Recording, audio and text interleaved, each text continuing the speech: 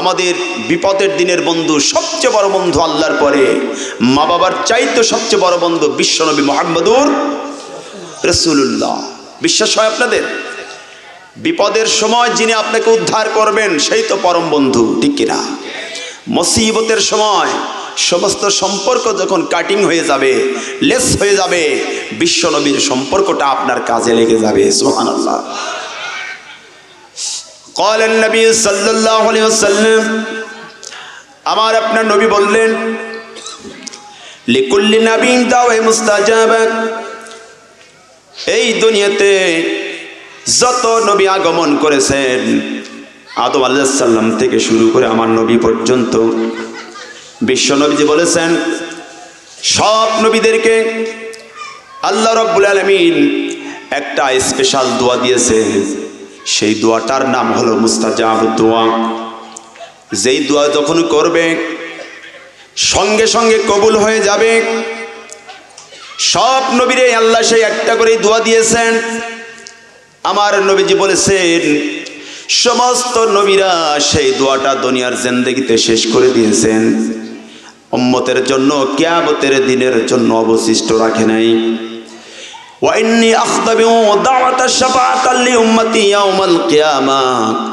আমি একমাত্র নবী মুহাম্মদ রাসূলুল্লাহ আমার গরিব উম্মতের জন্য কিয়ামতের দিনের জন্য রেখে দিয়েছি। তাহলে সবচেয়ে পরম বন্ধু, ঠিক কিনা বলেন? আমার ভাইরা 30 নম্বর পারা সূরা আবাসা আল্লাহ শুরুতে বলে দিয়েছেন, ইয়াউমা ইয়াফিরুল মারউ মিন আখিহি ওয়া উম্মিহি ওয়া আবিহি ওয়া সাহিবাতিহি ওয়া বানিহি।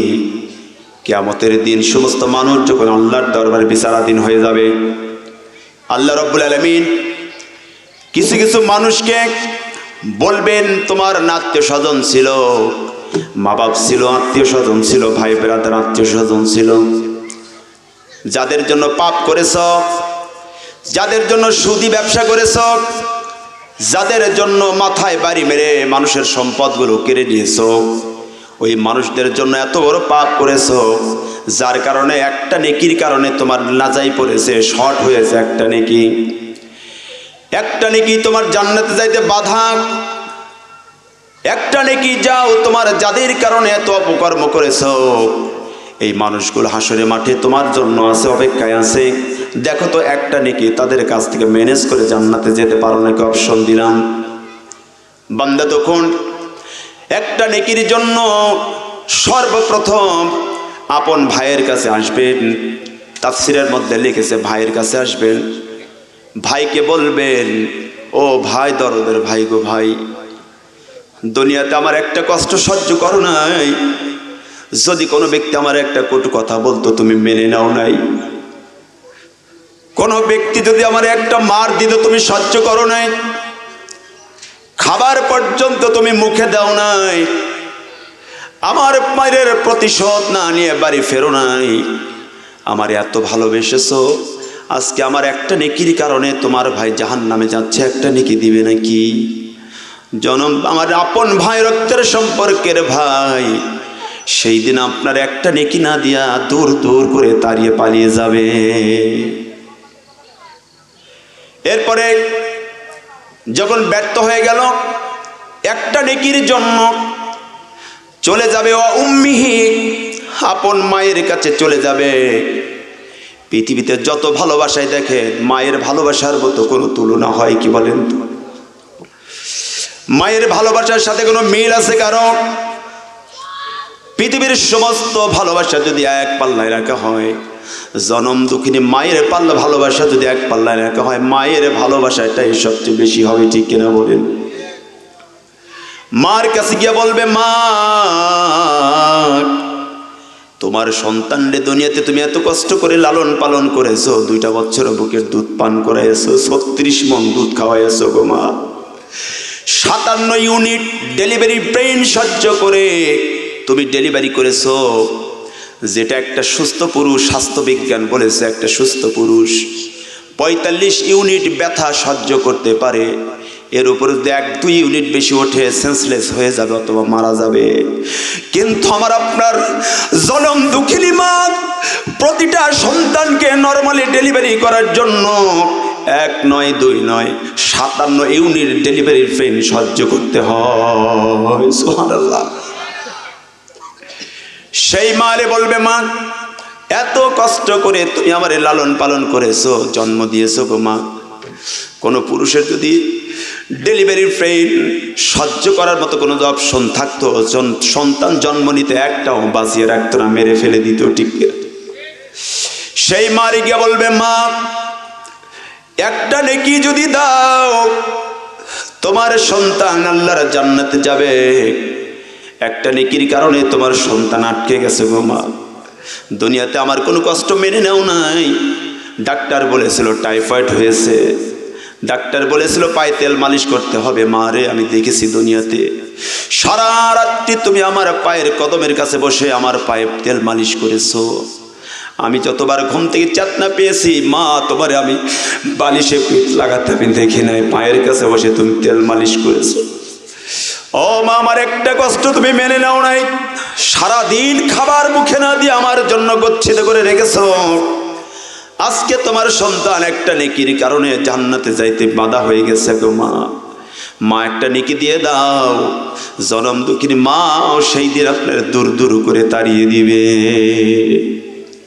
দিনটা in the day of judgement is very serious day. দিনটা হবে ভয়ঙ্কর, অত্যাধিক ভয়ঙ্কর। একবার মাথায় আনুন, অত্যাধিক ভয়ঙ্কর হবে সেই দিন, থাকবে না কোনো আপনজন। ঠিক কিনা? পাপ করার আগে একটা জিনিস খালি ভাববেন, আমি যে পাপটা করতেছি ইনকামের জন্য, আমার পরিবার খাবে ইনকামের টাকাগুলো, আর এই পাপের শাস্তিটা ভোগ করতে হবে কিয়ামতের দিন। অনলি একমাত্র আপনাকে, কেউ ভোগ করবে না। ঠিক কিনা? এই কথাটা শুধু মাথার মধ্যে যদি জাগ্রত থাকে, সে কোনোদিন পাপ করতে পারে না। ঠিক কিনা? আমার ভাইয়ের পরে সন্তান চলে যাবে, মা যখন সরিয়ে দেবে সন্তান চলে যাবে, ও আবিহি বাবার কাছে চলে যাবে। বাবার কাছে গিয়ে একই কথা বলবেন, বাবা গো আমার কষ্ট জীবন ভর আপনি মেনে নিয়েছেন, সকাল থেকে সন্ধ্যা পর্যন্ত যুদ্ধ করেছেন আমার মঙ্গলের জন্য, দুনিয়ার জিন্দেগির আমার সুখের জন্য। আপনার সেই সন্তানরে বাড়ি না করে দিয়ে শান্ত হন নাই, পিঠের চামড়াগুলো পুড়ে গেছে, কালো হয়েছে। তারপরে বাড়ির পাশের চাচাদের কাছে পরামর্শ করেছেন, আমার সন্তানের জন্য 3 তলা একটা ফ্ল্যাটের অন্তত ফাউন্ডেশন দিয়ে 1ম তলাটা করে দিয়েই যাব। এত কষ্ট রিস্ক আপনি নিয়েছেন, শেষ পর্যন্ত আপনি আমার সমস্ত টার্গেট বাস্তবায়ন করে দিয়েছেন গো বাবা। আজকে আপনার সেই সন্তান একটা নেকির কারণে জাহান্নামের সিদ্ধান্ত হয়েছে, জান্নাত থেকে দূর হয়েছে। একটা নেকি যদি আপনি দান করতে পারেন, আপনার সন্তান আল্লাহর জান্নাতি হয়ে যাবে। সেদিন আপনার আপন বাবাও দূর দূর করে আপনারে তাড়িয়ে দিবে, একটা নেকি দিবে না। আমার নবী বলেন, সবাই তোমারে ডিনাই করবে, কেউ তোমারে সাহায্য করবে না, আমি একমাত্র নবী। আর আমার আপ টু বটম, পা থেকে মাথা পর্যন্ত আমার সুন্নাত দিয়ে জীবনটা বাস্তবায়ন করেছে। রান্নাঘর থেকে শুরু করে সংসদ পর্যন্ত প্রত্যেকটা ক্ষেত্রে রাসূলের সুন্নাত বাস্তবায়ন করেছে। আমি বিশ্ব নবী, আমার সেই উম্মতের জন্য আমার সেই মুস্তাজাব দোয়াটা আমি রেখে দিয়েছি। সবচেয়ে আমার আপন, আমার বড় নবী, আমার ভালোবাসার মানুষটা হচ্ছে বিশ্ব নবী মুহাম্মদুর রাসূলুল্লাহ। সুবহানাল্লাহ ওয়া সুবহানাল্লাহ। সেই রাসূলের প্রতি অন্তরে গভীর থেকে দরুদ ও সালাম সবাই পড়ি সাল্লাল্লাহু আলাইহি ওয়াসাল্লাম। একবার দরুদ পড়লে 10টা রহমত আল্লাহ পাক আপনার আমলনামায় নাজিল করে দেন। সুবহানাল্লাহ বলেন। শুধু তাই নয়, 10টি গুনাহ আপনার আমলনামা থেকে আল্লাহ কাট করে দেন। সুবহানাল্লাহ বলবেন না? শুধু তাই নয়, আপনার মর্যাদা, আপনার ধাপ 10 ধাপ আল্লাহ উপরে উঠায় দেন। সুবহানাল্লাহ। এমন একজন নবী। আর সেই নবীকে নিয়ে বাংলাদেশের কিছু কুলাঙ্গারেরা বিশ্বনবীর ব্যঙ্গচিত্র করছে কি করে নাই বলেন? ফ্রান্সের প্রেসিডেন্ট এমানুয়েল ম্যাক্রো নবীজির ব্যঙ্গচিত্র করলো যে মানুষের অন্তর থেকে বিশ্বনবীর ভালোবাসাটাকে দূর করে দেওয়ার জন্য। কিন্তু মহান আল্লাহ পাক এমানুয়েল ম্যাক্রোর ব্যঙ্গচিত্রকে পজিটিভ করে বিশ্বের মানুষের বুকে নবীজির ভালোবাসাকে আল্লাহ আরো বেড়ে দিয়েছেন। সুবহানাল্লাহ। আমার মনে হচ্ছে এই ট্র্যাজেডিটা মনে হচ্ছে যেদিন আল্লাহ রাসূল কাবার হাতিমের চত্বরে বসে কোরআন তেলাওয়াত করতেছিলেন, আর আবু জেহেল বহিরাগত হাজিদেরকে বলে দিচ্ছে, এই বহিরাগত হাজিরা, ওই যে লোকটা কোরআন পড়ছে এই লোকটা কিন্তু জিনে ধরা লোক, এই লোকের কাছে জানি কেউ যাও না, এই লোকটা যা বলবে শুনবে না, এই কিন্তু জিনে ধরা লোক, ভেজাল হতে পারে, ওটি কিন্তু একটা পাগল, এর কথাও শুনবে না, কাছেও যাবে না। এই লোকগুলা কিন্তু আসলে চিনতো না যে এটা পাগল না কি, সন্ধানই জানতো না। আবু জেহেল নবীজির প্রচার ঘরে ঘরে যা করে দিয়েছে, ঠিক কিনা বলেন? আল্লাহ সেই নেগেটিভ দাওয়াতটাকে পজিটিভ বানাইয়া কালেমার মালা ওদের গলায় দিয়েছে। সুবহানাল্লাহ বলবেন না? আবু জেহেল যদি না বলতো ওরা কিন্তু নবীকে দেখতে যেত না, ঠিক কিনা? মনে হচ্ছে আবু জেহেল নিজে তার দাওয়াতি প্রচার দায়িত্ব নিয়েছে। আল্লাহ রাসূল সাল্লাল্লাহু আলাইহি ওয়াসাল্লামকে ওরা দেখতে গেল। নেতা যেহেতু বলল পাগলের কথা শুনবো না, একটু পাগলটারে দেখে আসি তো পাগল কেমন দেখা যায়। আসলে কি পাগল ছিল? নবীজির চেহারার দিকে একবার যে দৃষ্টি দিত চোখ ফিরাতে পারতো না, শুধুমাত্র কাফেরের চোখ ছাড়া মুমিনদের কোনো চোখ ফিরে আসতো না। সুবহানাল্লাহ।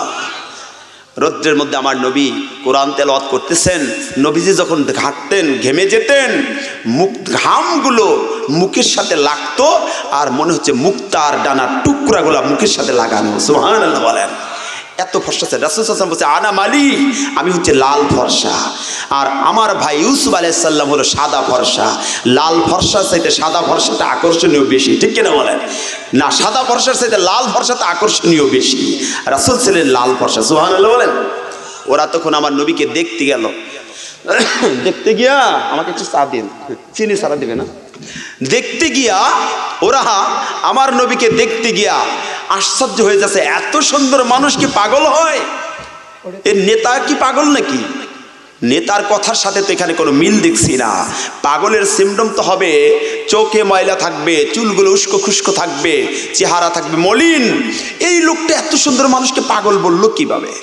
আমার তো বিশ্বাস হচ্ছে না।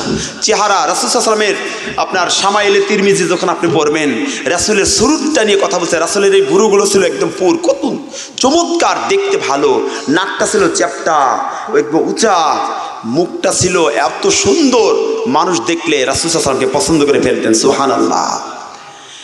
আল্লাহ রাসূলকে দেখে ওরা বলল এটা পাগল হতে পারে না, বিশ্বাস করি না, দেখি কি বলে। তেলাওয়াত করতেছে আল্লাহর কোরআন। সুবহানাল্লাহ বলেন।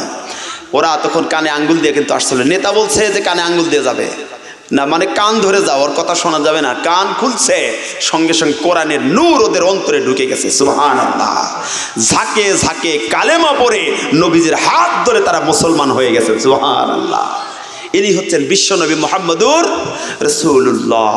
আমার মনে হচ্ছে ওই আবু জেহেল ঘরে প্রচার করার কারণে ওরা যা কালেমা পড়লো, ঠিক ফ্রান্সের প্রেসিডেন্ট এমানুয়েল ম্যাক্রো একই নবীজির ব্যঙ্গচিত্র করে একটু টেস্ট করলো, মুসলমানদের দরদটা একটু দেখি। দরদ দেখতে গিয়ে সারা বিশ্বের মুসলমানেরা, ইহুদি খ্রিস্টানরাও যারা নবীর সম্পর্কে জানতো না, এমানুয়েল ম্যাক্রোর ব্যঙ্গচিত্র মানে নবীর সম্পর্কে আবার নতুন করে গবেষণা করে ঝাঁকে ঝাঁকে ওআইসির লেটেস্ট পরিসংখ্যান হচ্ছে প্রতিদিন গড়ে ৮৫০০ বেঈমান কালেমা পড়ে মুসলমান হচ্ছে। সুবহানাল্লাহ। ওরা নবীজির সম্পর্কে যত ব্যঙ্গচিত্র করবে আল্লাহ সেটাকে পজিটিভ করে মানুষের কাছে হেদায়েতের বাণী পৌঁছে দিয়ে দিবেন। সুবহানাল্লাহ। সম্মানিত হাজিরিন, আপনারা তো রাগ করছেন না?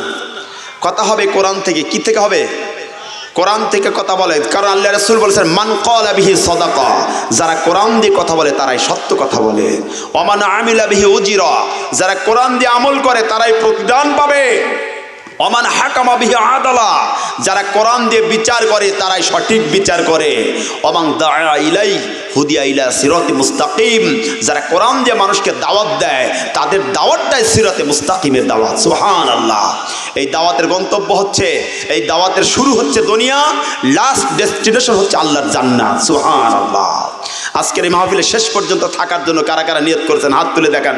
লিল্লাহে তাকবীর, লিল্লাহে তাকবীর, লিল্লাহে তাকবীর। হাত নামান ইনশাআল্লাহ। সম্মানিত হাজিরিন, আমি আপনাদের সামনে মহাগ্রন্থ আল কোরআনুল কারীমের একটি সূরার শুরু থেকে 3টা আয়াত তেলাওয়াত করেছি। সূরাটার নাম হচ্ছে আনফাল। নাম কি? মনে রাখবেন, এটা হচ্ছে মাদানী সূরা। কোরআনের সূরাকে 2 ভাগে বিভক্ত করা হয়েছে, একটা হচ্ছে মাক্কি আর একটা হচ্ছে মাদানী। রাসূলের মদিনার জিন্দেগিতে যেগুলো হিজরতের পরে নাজিল হয়েছে সেগুলো হচ্ছে মাদানী। এই মাদানীর সেই জীবনের একটা সূরা, নাম হচ্ছে আনফাল। আমি এখান থেকে একটা মুমিন জান্নাতি হওয়ার জন্য, একনিষ্ঠ বান্দা হওয়ার জন্য, আল্লাহ পাকের সুসংবাদ প্রাপ্ত জান্নাত প্রাপ্ত বান্দা হওয়ার জন্য তার মধ্যে থাকবে 5টা কোয়ালিফিকেশন। কয়টা? 5টা বৈশিষ্ট্য থাকবে, 5টা গুণ থাকবে। কোরআন থেকে এই 5টা গুণ কোনো ব্যক্তি যদি অর্জন করতে পারে, আমার রব বলেছে আমি তাকে ক্ষমা করব, আমি তাকে রিজেক্ট দেব, আমি তাকে মাফ করব, আমি তাকে সুবহান জান্নাত দিয়ে দিব। সুবহানাল্লাহ।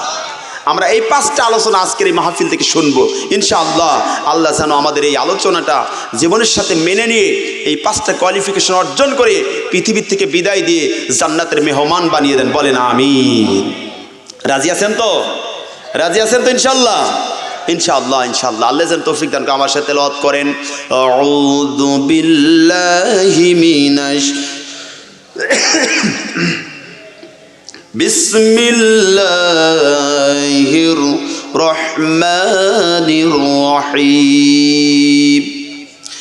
ইন্নামাল মুমিনুনা আল্লাযীনা ইযা যুকিরাল্লাহু ওয়াজিলাত কুলুবুহুম ওয়া ইযা তুলিয়াত আলাইহিম আয়াতুহু যাদাতুহুম ঈমানাও ওয়া আলা রাব্বিহিম ইয়াতাওয়াক্কালুন। সুবহানাল্লাহ বলেন, সবাই বলেন সুবহানাল্লাহ।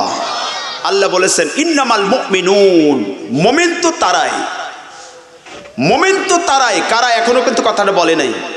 মুমিন তো তারাই, আসক্তি রয়েছে। এখন এর পরের অংশ বাদ বাকি চাহিদা ফিল আপ করে দিবে। আল্লাযীনা ইযা যুকিরাল্লাহ, যাদের সামনে মহান রবের মানে মহান রবের জিকির করা হয়, মহান রবের স্মরণ করা হয়, ওয়াজিলাত কুলুবুহুম, মহান রবের স্মরণ তাদের সামনে করা হলে তাদের অন্তর আল্লাহর ভয়ে প্রকম্পিত হয়। সুবহানাল্লাহ। এরপরে প্রকম্পিত হওয়ার ফলে ওয়াইযা তুলিয়াত আলাইহিম আয়াতুহু, তাদের সামনে যদি কোরআন তেলাওয়াত করা হয়, কোরআনের আলোচনা করা হয়, তাদের ঈমান আরো বেড়ে যায়। সুবহানাল্লাহ।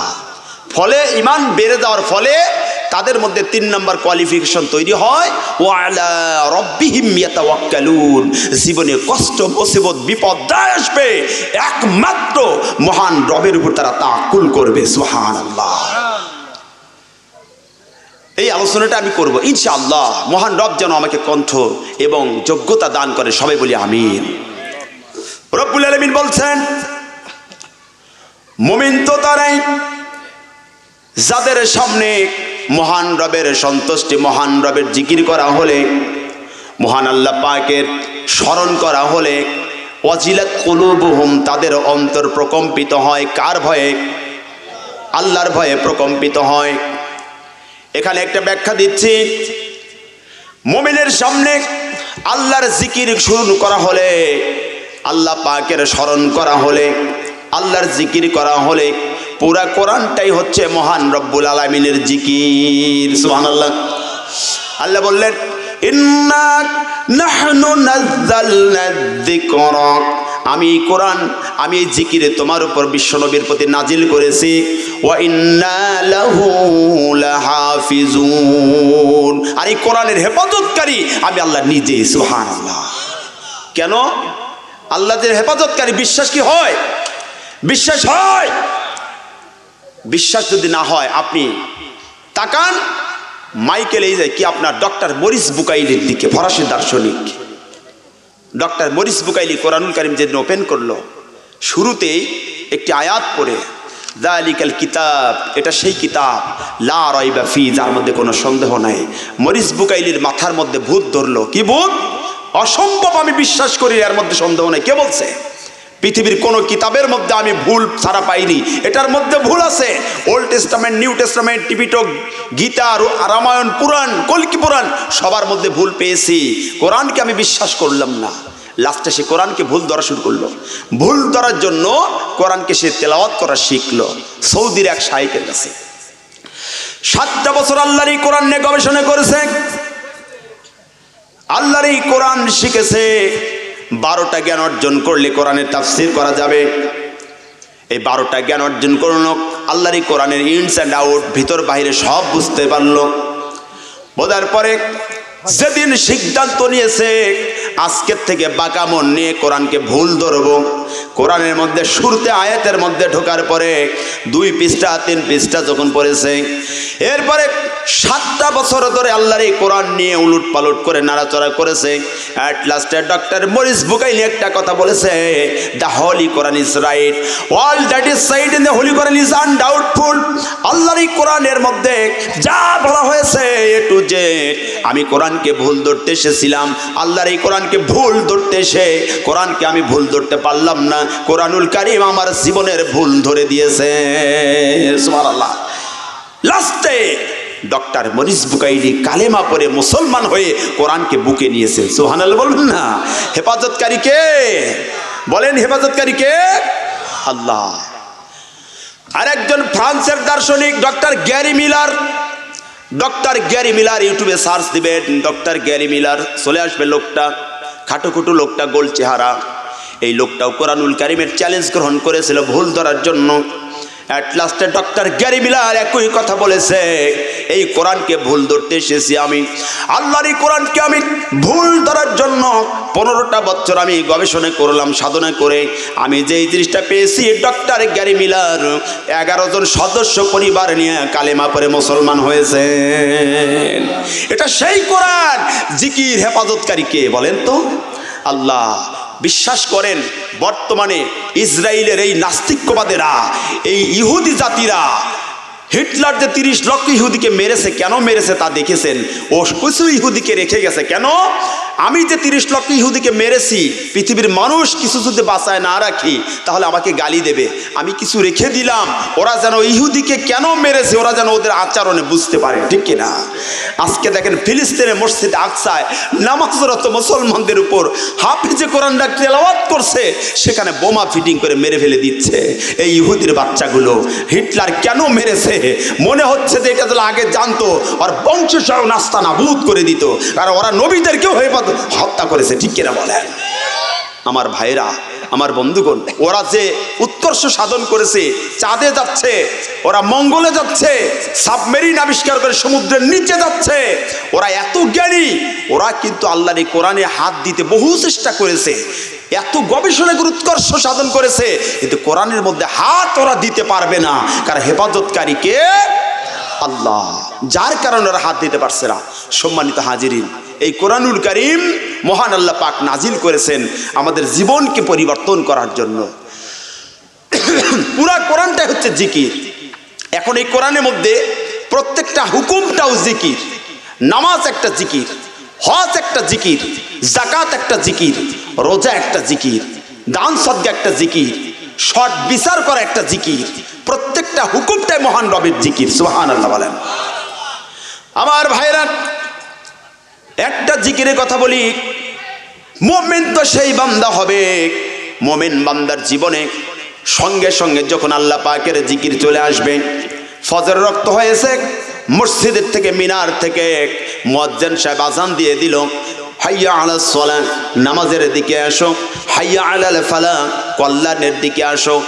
আল্লাহর জিকির মোমেন বান্দার কানে যখন চলে যাবে, আল্লাহর মোমেন বান্দা জিকির শোনার সঙ্গে সঙ্গে লেপ্ত সুখের মধ্যে আর থাকতে পারবে না, যতক্ষণ না পর্যন্ত আল্লাহর ঘরে সালাত আদায়ের জন্য সে উপস্থিত না হবে, ততক্ষণ পর্যন্ত তার অন্তরের মধ্যে আল্লাহর ভয়ে কাঁপতে থাকবে। সুবহানাল্লাহ। একটা জিকির। এই প্লিজ সাইলেন্ট, কথা বলছে কেন? কেউ কথা বলবে না।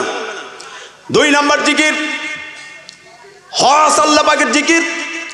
মোমেন বান্দার সামনে যখন আয়াতটা নাজিল হয়ে গেল, ওয়ালিল্লাহি আলান নাসি হিজ্জুল বাইতি মান ইসতাতা ইলাইহি সাবিলা, পথ চলার মতো খরচ যখন তোমার মেনটেন হয়ে যাবে, তোমার যখন এই সম্পদের মালিক হয়ে যাবে নেশাব পরিমাণ, এই অবস্থায় যদি তুমি হজ না করো, রাসূলের সেই হুকুম, আল্লাহ রাসূল বলেছেন সে ইহুদি হয়ে মরুক নয় নাসারা হয়ে মরুক, আমি রাসূলের উম্মত হবে না। এই সিদ্ধান্ত, এই জিকিরটা মোমেন বান্দার কানের মধ্যে যখন চলে আসবে, মোমেন বান্দা হজ না করা পর্যন্ত তার অন্তর আল্লাহর ভয়ে প্রকম্পিত হতে থাকবে। ঠিক কিনা বলেন? এটা আল্লাহর জিকির। এরপরে 3 নাম্বার, আল্লাহর নবী 3 নম্বরের কথা বলেছেন, খেয়াল করুন। হজ, এবার রোজা, আল্লাহ পাকের জিকির। মাহে রমজানের রোজা এসেছে, রাসূল বলেছে চাঁদ দেখে রোজা রাখো, চাঁদ দেখে রোজা ভাঙো।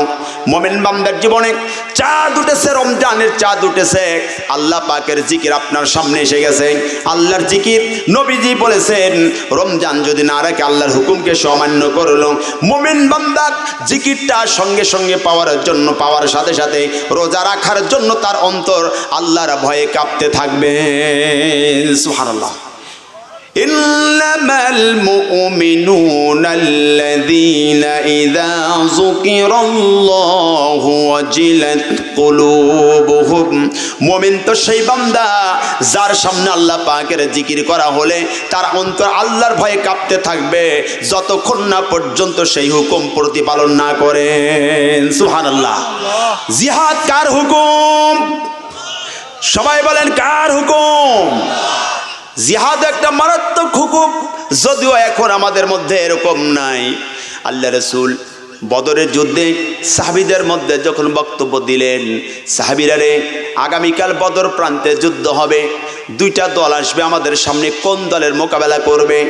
সাহাবীরা কেউ কেউ বললেন আবু সুফিয়ানের নেতৃত্বে মিশর থেকে যে দলটা ব্যবসা করে আসতেছে সিরিয়া থেকে, এই দলটার সাথে যদি যুদ্ধ করো, অসংখ্য মাল সামানা রয়েছে, যুদ্ধের ময়দানে যুদ্ধ করে যদি তোমরা পেরে যাও, বিজয় হয়ে যাও, তাহলে যুদ্ধরব্য যত মাল সামানা রয়েছে প্রতিপক্ষের সমস্ত মাল সামানা তোমরা কোরায় নেবে, সেটা হচ্ছে তোমাদের গনিমতের মাল, এখানে লাভ হবে।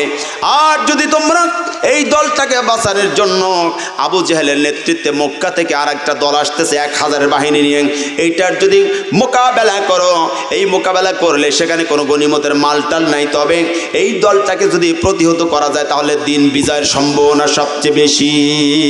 সুবহানাল্লাহ। সাহাবীদের কিছু কিছু বলল যে আমরা আবু সুফিয়ানের নেতৃত্বে যেটা ব্যবসা করে ফিরতেছে, মাল সামানা অস্ত্রও রয়েছে, ওইটাই নিয়ে এসি, ওটার সাথে যুদ্ধ করি।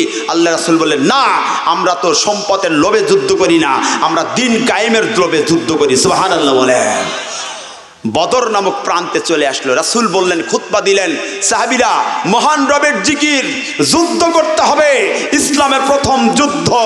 এই যুদ্ধটার 2টা দিক আমার সবচেয়ে টেনশন লাগছে। একটা ভয় হলো এই যুদ্ধ হবে, ওদের সংখ্যা 1000, আমাদের সংখ্যা কতজন বলেন তো?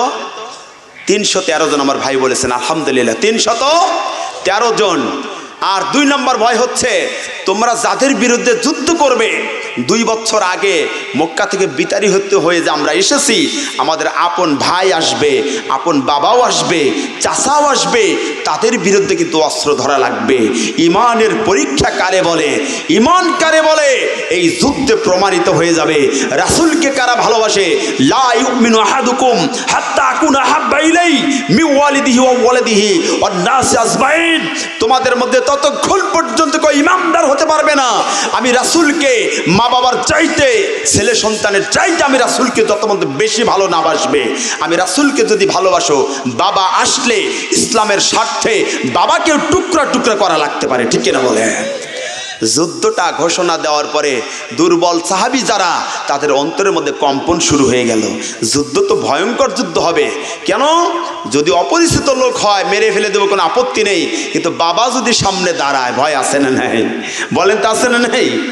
নবীজির একজন সাহাবী দাঁড়িয়ে গেল, ইয়া রাসূলুল্লাহ, যেদিন আপনার এই কণ্ঠে শুনেছে হাদিস, সেদিন থেকে মা বাবার চাইতে, ছেলে সন্তানের চাইতে আমি রাসূল আপনাকে বেশি ভালোবাসি। সুবহানাল্লাহ বলেন। সাহাবীর নাম হচ্ছে আবু ওবাইদা। নাম কি? দেখেন কত বড় ইমানদার, আপনি শুনে আশ্চর্য হয়ে যাবেন। আবু ওবাইদা রাসূলের সামনে দাঁড়িয়ে বলতেছে, ইয়া রাসূলুল্লাহ, ইয়া রাসূলুল্লাহ, ইয়া হাবিবাল্লাহ, আজকের যুদ্ধে আপনার মুখের কণ্ঠ শুনিয়া, খুতবা শুনিয়া আমার অন্তরের মধ্যে ঈমান তৈরি হয়ে গেছে। নবী গো, টেনশন করবেন না, চিন্তা করবেন না, ভয় করবেন না। আজকের এই যুদ্ধে মৃত্যু পর্যন্ত যুদ্ধ করে যাব। বাবার বিরুদ্ধে হলেও করব, ভাইয়ের বিরুদ্ধে হলেও করব, চাচার বিরুদ্ধে হলেও করব। নবী গো, যতক্ষণ পর্যন্ত বুকে শক্তি থাকে, শরীরে শক্তি থাকে, এক চুল পরিমাণ কোনোদিন পিছপা হব না। সুবহানাল্লাহ। নবী এবার বললেন, ঠিক আছে, যুদ্ধের ময়দানে চলে যাও, আল্লাহর হুকুম। যুদ্ধের ময়দানে চলে গেলেন, বদরের প্রান্তে চলে গেলেন। সাহাবীরা নবীজির পিছে পিছে চলে গেলেন। বদরের প্রান্তে যাওয়ার পরে আমার নবীজি দেখলেন কাফের বেঈমানেরা সুন্দর প্লেসটা নির্বাচন করে দখল করে নিয়েছে। সাহাবীদেরকে এমন একটি জায়গা দিয়েছে, যেই জায়গায় আমার নবীজির সাহাবীরা ভালো করে দাঁড়াইতে পারবে না। নবীজির দাঁড়ানোর কোনো পানির ব্যবস্থা নাই, ধুলাতে পরিপূর্ণ। আমার নবীজি সাহাবীদেরকে বললেন, আল্লাহর সাহায্য যুদ্ধের ময়দানে হবে, ওদের পানির ব্যবস্থা আছে, ওদের সমতল ভূমি, কোনো সমস্যা নাই, আর আমাদের এখানে দাঁড়ানোর জায়গা নাই, ধুলাতে পরিপূর্ণ, পানির ব্যবস্থাও নাই। রাত্রি গভীরে আমার নবীজি আল্লাহর দরবারে দোয়া করলেন, আল্লাহ রাব্বুল আলামিন বিজয় দেওয়ার নিমিত্তে রাত্রে বিন্দু বিন্দু বৃষ্টি দিয়া সাহাবীদের প্লেসটাকে, ধুলাগুলোকে মাটির সাথে আটকায়া দিলেন। নবীদের সাহাবীরা পানির ব্যবস্থাও পেয়ে গেলেন। শক্ত মাটিতে পানি যখন সমতল ভূমিতে পানি করে আসলে কাদার তৈরি হয়ে যায়, ঠিক কেনা বলেন?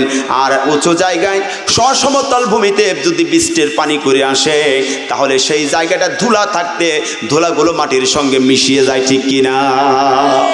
নবীজির দোয়া রাতে বৃষ্টি হয়ে সাহাবীদের প্লেসটায় উৎকৃষ্ট প্লেসে পরিণত হয়ে গেল। সুবহানাল্লাহ। বিজয় দিলেন কে?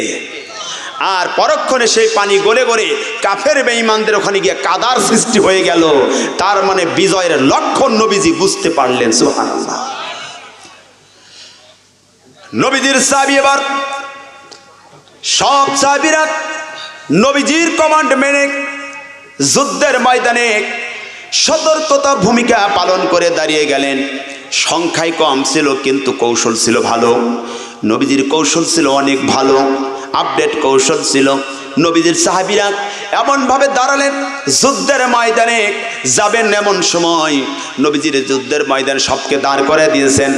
এমন সময় নবীজির সামনে ছোট্ট ছোট্ট দুটি বাচ্চা এসে বলতেছে, ইয়া রাসূলুল্লাহ, আজকের যুদ্ধের ময়দানে কাফের বেঈমানেরা আপনার বিরুদ্ধে যুদ্ধ করবে।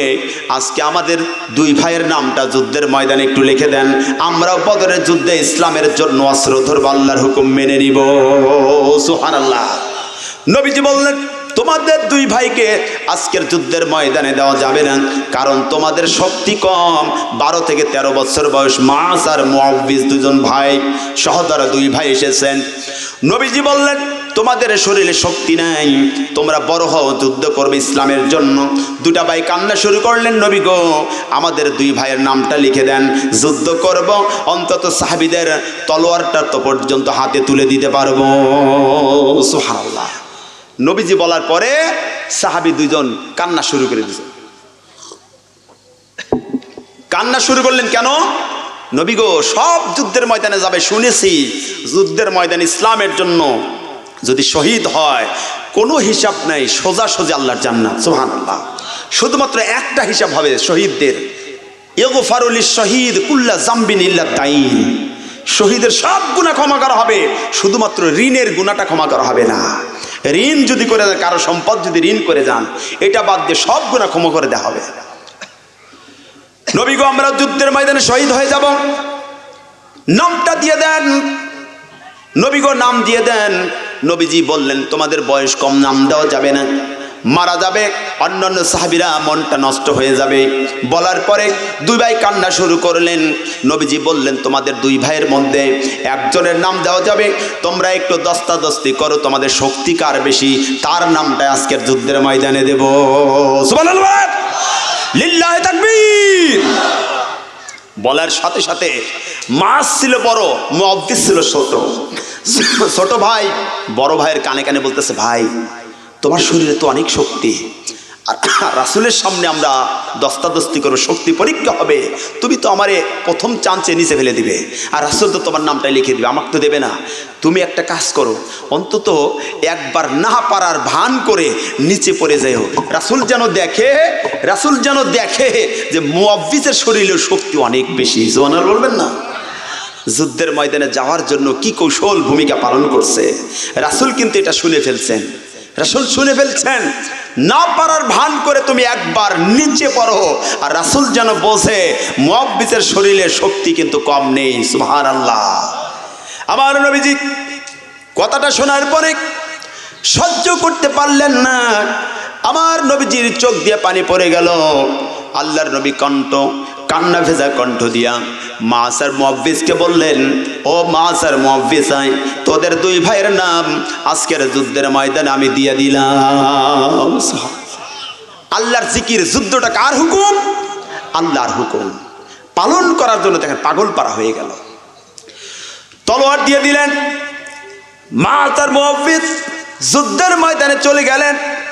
ওইদিকে আবু উবাইদা যুদ্ধের ময়দানে চলে আসছে, নবীজির কাছে হাত দিয়ে প্রতিজ্ঞা করে আসছে, নবী গো, আজকের এই যুদ্ধে যদি আমার আপন বাবাও আসে, আমি আসলার ইসলামের জন্য নবীর ভালোবাসার প্রেমে মহিমান্বিত হয়ে আমার বাবাকেও টুকরা টুকরা করতে আমি দ্বিধা করব না।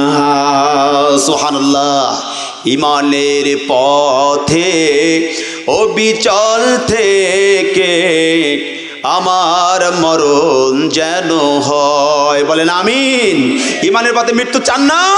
সবাই বলে ইমানের পথে অবিচল থেকে আমার মরণ যেন হয়। তোমারই কাছে মিনতি আমার,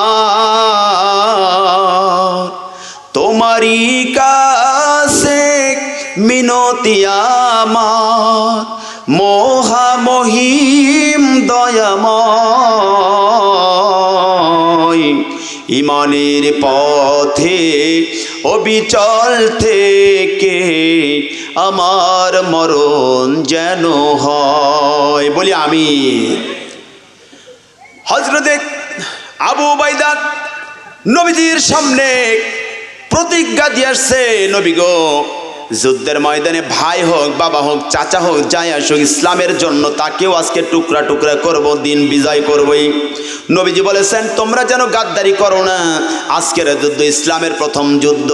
যদি কোনো ব্যক্তি গাদ্দারি করে তাহলে মুনাফিকের দপ্তরে তার নামটা চলে যাবে, আর ইসলাম কিন্তু নস্যাৎ হয়ে যাবে।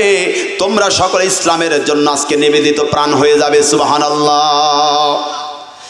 মাস আর মুআব্বিজের দিক থেকে ছুটে আসছে, এইদিকে আবু উবাইদা ইবনে জাররাহ চলে আসছে। জাররার সন্তান আবু উবাইদা, বাবা হলো জাররাহ। বাবা এখনো কাফের, মক্কাতে আছে। দিন কবুল করে নবীজির হাত করে মদিনার দিকে পাড়ি জমাইছে। আবু উবাইদা তলোয়ার নিয়ে যুদ্ধের ময়দানে যেখানে দাঁড়াইছে, আল্লাহ রাব্বুল আলামিন সবচেয়ে বড় পরীক্ষায় তারে ফেললেন। আবু উবাইদা তাকায় দেখছে তার সামনে আর কোনো যোদ্ধা আসে নাই, আপন বাবা তলোয়ার নিয়ে দাঁড়িয়ে আছে। যুদ্ধ হবে, পারবেন? আমরা তো সব পালিয়ে চলে যেতাম, নিজের বাবা আসছে, যা মনে হয় তাই হোক, যুদ্ধই করবো না, ঠিক কেন বলেন? সব চলে যেতাম। আবু উবাইদা রাসূলের সেই খুতবাটা তার মাথার মধ্যে, মনের মধ্যে সে হিট করছে, আঘাত করছে। রাসূল তো বলে গেছে, এখানে যেন কে মুনাফিকি করো না। আমার বাবার দিকে কনসিডার করতে গিয়ে যদি আমি মুনাফিকের দপ্তরে আমার নাম চলে যায়, রাসূল তো আমার সাফায়াত করবে না, ঠিক কেন বলেন? আমার ভাইরা, আবু উবাইদা তলোয়ার নিয়ে বাবার দিকে তাকায়া একদম অবাক হয়ে গেলেন। বাবা তখন বলতেছে, আঙ্কেল আবু উবাইদা, তুমি কি আবু উবাইদা? চিনে ফেলেছে, ও আবু উবাইদা, তুমি আমার চিনতে ভুল করছো। আমি না তোমার জন্ম দিয়েছি, ছোট্টবেলায় তোমার না আমি কালাই নিয়ে, কোলে নিয়ে, কাঁধে নিয়ে তোমার আদর করেছি। ও আবু উবাইদা, কতবার তোমার গালে আমি চুমু দিয়েছি, কতবার তোমাকে আমি এই হাত দিয়ে আদর করেছি, তুমি কি আমারে ভুলে গেছো? তোমার মা এখন পর্যন্ত তোমার জন্য কাঁদতেছে। আবু উবাইদা, তলোয়ারটা আমি নামিয়ে দিলাম, চলে আয় মুহাম্মাদের দল থেকে আমার সে পত্তলিক দলের মধ্যে চলে আয়। আবু উবাইদা ইমান দীপ্ত কণ্ঠে কণ্ঠ নিয়ে বলে দিলেন, ও বাবা জাররা, আমি আল্লাহ রাসূলের দিন কবুল করেছি, আল্লাহর দিন কবুল করেছি, এক সেকেন্ডের জন্য ইসলাম থেকে আমি পিছপা হব না। আপনি আমার বাবা, আপনার জন্য আমি মাত্র কয়েকটা মিনিটের জন্য কনসিডার করলাম, আপনার জন্য ইসলামের দরজা এখন পর্যন্ত ওপেন। যদি আপনি মুনাফিকদের কাফেরদের তলোয়ার ফেলে দিয়া ইসলামের মধ্যে যদি আপনি ঢুকে যান, বাবা হিসাবে এতটুকু কনসিডার করব। আর যদি আপনি আমার সামনে যদি ডিনাই নেগেটিভ অ্যান্সার প্রয়োগ করেন, বাবা এই তলোয়ার দিয়া দুই খণ্ডিত করতে এক চুল পরিমাণ আপনার সন্তান দ্বিধা করবে না। সুবহানাল্লাহ। এর নাম হচ্ছে ঈমান, এর নাম হচ্ছে ঈমান, এর নাম হচ্ছে ঈমান। ঠিক কেনা বলে? সম্মানিত হাজিরিন, ঈমান কারে বলে? আল্লাহ পাক বলেছে হাসিবান নাস, মানুষ কি মনে করেছে আইয়াকুলু আমান্না, শুধু মুখে বললো আমি ঈমান এনেছি, অহুম লা ইফতানুন, হরফে ইস্তিফহাম, আমি কি তোমাদের পরীক্ষা করব না? আল্লাহ নিজে বলেছে পরীক্ষা করব না। ওয়ালাকাদ ফাতান্নাল্লাযীনা মিন ক্বাবলিহিম, তোমাদের পূর্ববর্তী সবাইকে আমি পরীক্ষা করেছি, দেখেছি দুইটা জিনিস, ফালা ইয়ালামান্নাল্লাহুল্লাযীনা সাদাকু ওয়ালা ইয়ালামান্নাল কাযিবিন। ঈমান শুধু মুখ দিয়ে বলে নাকি ঈমানের দাবিতে সত্যতা প্রমাণ করে, এটা দেখার জন্য নাকি ভণ্ডামি ঈমানদার যাচাই করার জন্য আমি দুনিয়ার মাঠটাকে আমি পরীক্ষার হল বানাবো মাঝে মধ্যে। ঠিক কেন বলে? আমার বন্ধুগণ, পরীক্ষা দিতে রাজি আছেন? আর নাই, রাজি আছেন? পরীক্ষা দিতে রাজি আছেন? এখন যদি বলা হয় আগামীকাল কোরআনের পক্ষের শক্তি যুদ্ধ হবে এই বেড়া বাজারে, আর কোরআনের বিপক্ষে শক্তি আসবে, আপনারা কোন পক্ষে যাওয়ার জন্য রাজি আছেন? আলহামদুলিল্লাহ, আলহামদুলিল্লাহ, হাত নামা, খুশি হলাম। এই যে আপনি প্রতিজ্ঞা দিলেন আর রাত্রে আপনার মৃত্যু হলো, আল্লাহ আপনাকে মুনাফিকের কাতারে নাম দিবে না, ইমানদারের কাতারে নাম দিয়ে আপনাকে জান্নাতবাসী করে দিবেন। সুবহানাল্লাহ। রাসূল বলেছে ইন্নাল আবদা লা ইয়ামালু আমাল আহলিন নার ওয়া ইন্নাহু মিন আহলিল জান্নাহ ওয়া ইয়ামালু আমাল আহলিল জান্নাহ ওয়া ইন্নাহু মিন আহলিন নার। এট লাস্ট বলেছেন ওয়া ইন্নামাল আমালু বিল খাওয়াতিম ওয়া ইন্নামাল আমালু বিল খাওয়াতিম, মানুষের হিসাব নেওয়া হবে জীবনের শেষ আমলের উপর। সুবহানাল্লাহ। রাসূল বলেছেন কিছু মানুষ আমল করে, সারা দিনে আমল করেছে, আমল দেখে মনে হয় সে আল্লাহর জান্নাতি, কিন্তু আমি রাসূল বললাম ওয়া ইন্নাহু মিন আহলিন নার, সে আল্লাহর জাহান্নামী। আর কিছু মানুষ আমল করে, সারা দিনে আমল দেখে মনে হয় সে আল্লাহ পাকের জাহান্নামী, আমি রাসূল ঘোষণা দিলাম ওয়া ইন্নাহু মিন আহলিল জান্নাহ, সে আল্লাহ পাকের জান্নাতি। সুবহানাল্লাহ। আর লাস্টে বলেছেন ওয়া ইন্নামাল আমালু বিল খাওয়াতিম, মানুষের জীবনে হিসাব নেওয়া হবে জীবনের শেষ আমলের উপর। সুবহানাল্লাহ। তার মৃত্যুটা হয়েছে কোন আমলের উপর, এটার উপর তার জিন্দেগির হিসাব নেওয়া হবে। সুবহানাল্লাহ। তাই যদি না হতো, বনি ইসরাইলদের সেই খুনি 100 জন মানুষ হত্যা করেও এট লাস্টে সে আল্লাহর জান্নাতে গেল। সুবহানাল্লাহ। তার নেক কর্মটা ছিল খুন করার পরে সে শুধু বলছে আমি একটু ক্ষমা যদি পাইতাম, ক্ষমার জন্য একটু দৌড় দিয়েছিল, আর দৌড় দিয়ে বেশি রাস্তা যায় নাই, মালাকুল মউত তার জান কবজ করেছে। এই ক্ষমার জন্য যে দৌড়টা দিয়েছে, এই দৌড়টাই তার জিন্দেগির গুনাহ মাফ হয়ে গেছে। সুবহানাল্লাহ। সম্মানিত হাজির, মন খারাপ করছেন? রাগ করছেন না তো আপনারা? আমার কণ্ঠটা একটু জড়তা হয়ে গেছে। আমি একটানা প্রোগ্রাম করছি বেশ কয়েকদিন হলো, আগামী 8 তারিখ পর্যন্ত 9 তারিখ পর্যন্ত চলবে একটানা এভাবে, এই জন্য কণ্ঠের মধ্যে একটু জড়তা আসছে। একটু দোয়া করেন, আমি কিছু কথা বলবো ইনশাআল্লাহ। আল্লাহ যেন তৌফিক দান করেন। কেউ তো উঠে যাবেন না, আমাকে রেখাতে চলে যাবেন ওই পাশ থেকে। যারা ওই কাছে কাছে বসতেছে এদিকে আসতেছে না, এরা মনে যাবে যে অত দূর গেলে বিপদ আছে, এটা কি বলেন? টাকা না দিয়ে যাওয়া যাবে না কিন্তু। সম্মানিত হাজিরিন, নাকি ভাই? সম্মানিত হাজিরিন, আবু উবাইদা বাবা জাররাকে ডেকে ডেকে বললেন, বাবা গো, আপনি আমারে জন্ম দিয়েছেন, এতক্ষণ পর্যন্ত আপনার হাত দুটো আমি নামায়া দিতে পারতাম। কি স্পিড!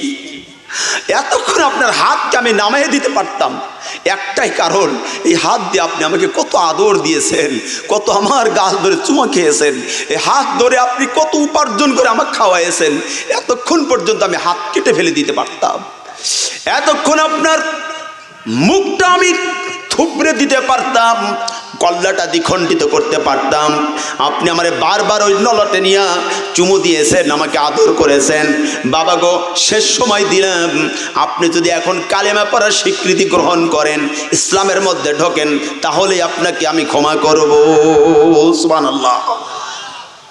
আবু উবাইদা বলল, যদি আসেন বলেন না হলে এখনই আপনাকে আমি শেষ করে দিব।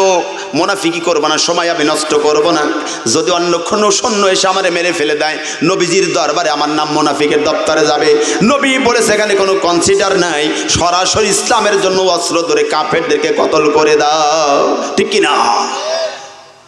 যাররা তখন বলতেছে, ওবাইদা বুদ্ধি কিন্তু তোমার চেয়ে আমার কম না, জন্ম কিন্তু তোমার আমি দিয়েছি, ভালো মন্দ কিন্তু আমি ভালো বুঝি, তুমি আমারে বুঝাইও না, তুমি আসো পৌত্তলিক ধর্মে, তোমার মা এখনো কাঁদতেছে। তখন আবু উবাইদা বলছে, বাবা আসবেন না? কয় না, আসো তুমি ফিরে আসো। আর কোনো কথা নেই, ইসলাম কানে বলে। আবু উবাইদা লাঙা তলোয়ার বের করে বাবার দিকে উত্তোলন করে বললেন, বাবা গো, জন্ম দিয়েছিলেন বিলে এতক্ষণ 5 মিনিট পর্যন্ত সময় দিয়েছিলাম, আপনি আমার দিন কবুল করেন নাই, করবেন না বলে যখন প্রতিজ্ঞা করেছেন, আর কোনো সময় আপনাকে দেওয়া হবে না।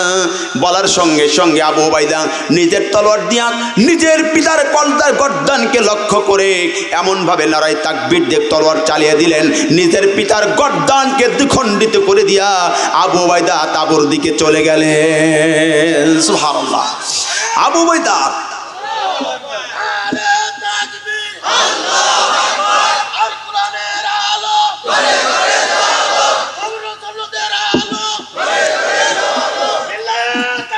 আলহামদুলিল্লাহ, আলহামদুলিল্লাহ, বাবার গর্দান দুখণ্ডিত হয়ে গেল।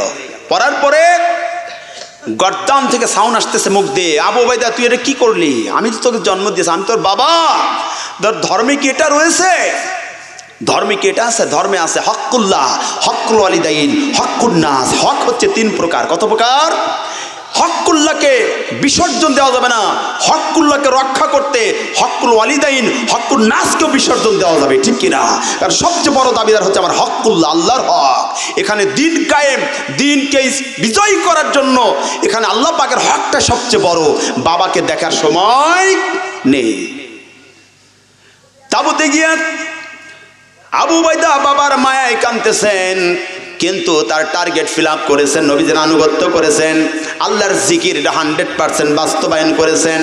যুদ্ধ যখন শেষ হয়ে গেল, আমার নবী বললেন, আবু উবাইদা কাঁদে কেন? আল্লাহ রাসূল সাল্লাল্লাহু আলাইহি ওয়াসাল্লামের সাহাবীরা বললেন, নবী গো, আজকের যুদ্ধে আবু উবাইদার বাবা মারা গেছে। নবী বললেন, আবু উবাইদার বাবাকে কে মেরেছে? বলার সঙ্গে সঙ্গে সাহাবীরা বললেন, নবী গো, আবু উবাইদার বাবাকে কেউ মারে নাই, আবু উবাইদা নিজেই মেরেছে। আল্লাহর নবী বললেন, ও সাহাবীরা, আবু উবাইদাকে আমার কাছে নিয়ে আয়। আবু উবাইদাকে নবীজির কাছে নিয়ে আসলে নবীজি হাত ধরে মাথা বুলিয়ে দিয়ে বলছে, আবু উবাইদা, আজকে তোমার যুদ্ধে তুমি তোমার বাবারে মারো নাই, ঈমানকে রক্ষা করে নিজের জান্নাত তুমি কিনে নিয়েছো। এইদিকে 2 ছেলে মাস আর মুআব্বিস নবীজির কাছ থেকে তলোয়ার নিয়ে যুদ্ধের ময়দানে ঢুকছে। ঢুকে আব্দুর রহমান ইবনে আউফ, আনসার সাহাবী মদিনার, সে দাঁড়িয়ে আছে একটা জায়গা, আল্লাহ রাসূল দায়িত্ব দিয়েছে, ঠিক সেখানে দিয়ে হাজির। আব্দুর রহমান ইবনে আউফ বলতেছে, নবীজি কেন এত ছোট বাচ্চাকে পাঠিয়ে দিল? 12-13 বছর বয়স, এরা কেন আসলো তলোয়ার নিয়ে? তাও কি স্পিডে নারায় তাকবীর দিয়ে যুদ্ধের ময়দানে চলে গেছে। কাফেররা তাকায় দেখতেছে, এত ছোট্ট ছোট্ট বীর আসতেছে কেন? আবু উবাইদার 2 বগলতলা, হাদিস আসছে বগলতলা যা দাঁড়াইছে, মানে এত ছোট দাঁড়ায় বলতে, চাচাজি শুনেছি মক্কা নগরের সবচেয়ে নির্যাতিত কীট, আল্লাহ রাসূলের চরম শত্রু আবু জাহেল কোনটা? সে নাকি আমার নবীকে সবচেয়ে বেশি কষ্ট দিয়েছে। এটা শোনার সাথে সাথে আব্দুর রহমানের আউফের ভিতরের যে ভাবনাটা, এটা দূর হয়ে গেল। এটা তো বীর, এটা ছোট্ট নয়, এটা তো বিন্ডি মরিচের মতো, ঠিক কেন বলেন? আসার পরে বলতেছে, ওই শয়তান একটু দেখায় দেন, খায়া ফেলবো আমরা 2 ভাই। জোনাল বলবেন না? বলার সাথে সাথে আব্দুর রহমান আউফ হাদিস আসছে একটা কবিতা আবৃত্তি করলেন, বড় বড় বীরেরা আবু জেহেলকে ভয় পায়, আর এই ছোট্ট বীর আবু জেহেলকে খোঁজে মারার জন্য। ঠিক এমনই সময় আবু জেহেল লাঙা তলোয়ার নিয়ে, লাল উট ঘোড়া নিয়ে, মদ খাইতে খাইতে যুদ্ধের ময়দানে চলে আসছে। আসার সাথে সাথে, কে আছে রে? মুহাম্মাদের দল কোথায়? আয়, আমি তার জন্য রেডি, আমার তলোয়ার দিয়ে সব কেটে শেষ করে দিব। মানে মাতলামি প্লাব বকতেছে আবু জেহেল। আব্দুর রহমান ইবনে আউফ তাকায় দেখে, পাগলকে তাকায় দেখতেছে, আর কেউ না, এটা হচ্ছে আবু জেহেল। আল্লাহ রাসূলের সাহাবী আব্দুর রহমান ইবনে আউফ ডেকে বলছে, ভাতিজা তোমরা দুই ভাই যারে খুঁজতেছো ওই যে সেই ব্যক্তি তো এসে গেছে, বদমাইশ তো আসছে, ওইটা হচ্ছে আবু জেহেল লাল কোরআনে। আব্দুর রহমান ইবনে আউফ বললেন, আমার লোকেশন দিতে দেরি। দুটা ভাই এত তীর বেগে আবু জেহেলকে দুই পাশ থেকে ঘিরে ফেললো। ঘিরে ফেলার পর বলতেছে, ও আবু জেহেল, শুনেছি হাদিসের মধ্যে শুনেছি, নবীজির মুখে শুনেছি তুই নাকি আমার নবীকে জীবনের সবচেয়ে বেশি কষ্ট দিয়েছিস। আজকে মনে রাখ আবু জেহেল, আমাদের দুই ভাইয়ের হাত থেকে তোরে আজকে আমরা নিস্তার দিব না। সুবহানাল্লাহ। জীবনের শেষ বিন্দু পর্যন্ত আবু জেহেল তোকে আমরা এখানে নাস্তা নাবুদ করে বিদায় দিয়ে দিব। ছোট্ট বীরের কণ্ঠে যখন কথাটা শুনল আবু জেহেল, শোনার সঙ্গে সঙ্গে আবু জেহেলের মনের মধ্যে রাগ তৈরি হয়ে গেল। রাগ তৈরি হওয়া স্বাভাবিক না? এই ছোট বাচ্চা, দুধের বাচ্চা যদি এসে আমাকে ভয় দেখায়, রাস্তা ব্লক করে দেয়, আপনার তো রাগ হওয়া স্বাভাবিক, ঠিক কিনা বলেন? এই কথা বলার সাথে সাথে আবু জেহেল বলতেছে, তাই নাকি? তোমার মায়ের বুকে তোমাদের দুধ অপেক্ষা করছে, তোমরা আমার সাথে যুদ্ধ করার জন্য আসছো? জি। তোমরা কি আমার সাথে পারবা? আঘাত করো। মাছ থেকে বললেন, ও আবু জেহেল, নবীজির সুন্নাতে যদি আগে আঘাত করার নিয়ম থাকতো রে, এতক্ষণ পর্যন্ত তোর ঘোড়ার উপরে তোকে আমরা বসে থাকতে দিতাম না। সুবহানাল্লাহ। কি স্পিডে কথা বললো, বলার সাথে সাথে, তাহলে আঘাত করবি? জি। তাহলে আমি আঘাত করবো? জি, আঘাত কর। মাস আর মুআব্বিদ দুই পাশে রেডি। আবু জেহেল আঘাত করলো, করার সঙ্গে সঙ্গে মাস রাদিয়াল্লাহু তাআলা বাম হাতের ঢাল দিয়ে ঠেকায় দিলেন। ঠেকে দেওয়ার পরে ছোট্ট বাচ্চা কন্ট্রোল করতে পারে নাই, এমন সময় আবার পাল্টা আঘাত করলো আবু জেহেল। সঙ্গে সঙ্গে মাসের বাম হাতের ঢালটা ছিটকে পড়ে গেল। পড়ে যাওয়ার সাথে সাথে মাস রাদিয়াল্লাহু তাআলা আনহু ডান হাত দিয়ে প্রতিহত করবেন, তলোয়ার নিয়ে নাড়াচাড়া করবেন, ঢালটা তো পড়ে গেছে। ঠিক এমনই সময় আবু জেহেল আরেকবার তলোয়ার মারল। মারার সঙ্গে সঙ্গে মাস রাদিয়াল্লাহু তাআলা আনহুর বাম হাতের ডানা পর্যন্ত কেটে গেল। কেটে গিয়ে শুধু চামড়ার সাথে ঝুলতেছে, কমান্ডলেস হয়েছে, হাড় রগগুলো কেটে গেছে, কমান্ড নেই, মানে এমনি নড়তেছে। রগ যতক্ষণ পর্যন্ত এই হাড়ের চতুর্পাশে অসংখ্য রগ রয়েছে, কমান্ডগুলো, বক গাড়ি আপনার দেখেন না চতুর্পাশে, ওইগুলো আল্লাহ পাক দিয়ে আপনার হাত এরকম করতেছে, এগুলো সব রগ কাজ করতেছে। যখন এটা কেটে যাবে শুধু হাড় থাকবে, তখন আর আপনার কমান্ড মানবে না, ঠিক কিনা? এবং এই কমান্ডগুলো মাইন্ডের সাথে চলে। বিজ্ঞান বলেছে এই কমান্ডগুলো মাইন্ডের সাথে, মনে মনে ভাবতেছেন আমি পায়ের তলায় একটু নড়াবো, মাইন্ডে আসার সাথে সাথে নড়তেছে, ঠিক কেন বলেন? মাস রাদিয়াল্লাহু তাআলা আনহু দেখলেন আমার রক্তগুলো ঝপঝপ করে পড়ে যাচ্ছে, একদম চোখের সামনে অন্ধকার দেখতেছি। রক্ত হচ্ছে মানুষের জীবনের মূল জিনিস, মূল উপাদান। মানুষের রক্ত যখন কমে যাবে শরীরে শীত এসে যাবে, শরীরে শীত এসে যাবে আর শরীর থরথর করে কাঁপা শুরু করবে। মাস রাদিয়াল্লাহু তাআলা আনহু দেখলেন এবার যদি আমি তলোয়ার দিয়ে বসে থাকি তাহলে আবু জেহেলকে আর টার্গেট মিস হয়ে যাবে, আবার আঘাত করে আমার এক হাত কেটে ফেলে দিবে।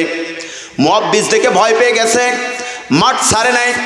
ভাইয়ের দৃশ্য দেখে মুআব্বিজ ওই পাশে রেডি আছে, আবু জেহেল সেই পিঠে ঘুরলে এখান থেকে আমি পাল্টা আঘাত করবো।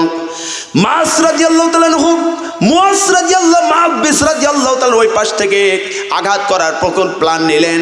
আবু জেহেল যখন ওই পেশে ঘুরেছে, ঠিক মাস রাদিয়াল্লাহু তাআলা আনহু ডান হাত দিয়ে তলোয়ার মারবেন, বাম হাত তো কাটা, কিন্তু দেখতেছেন ডান হাত দিয়ে যখনই তলোয়ার মারতে যায় তখন সঙ্গে সঙ্গে কমান্ডলেস হাতটা তাকে খালি বাধা দিচ্ছে।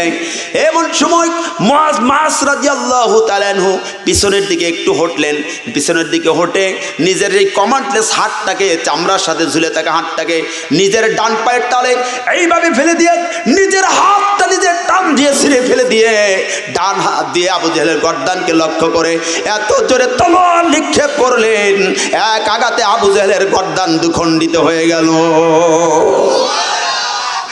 আল্লাহু আকবার।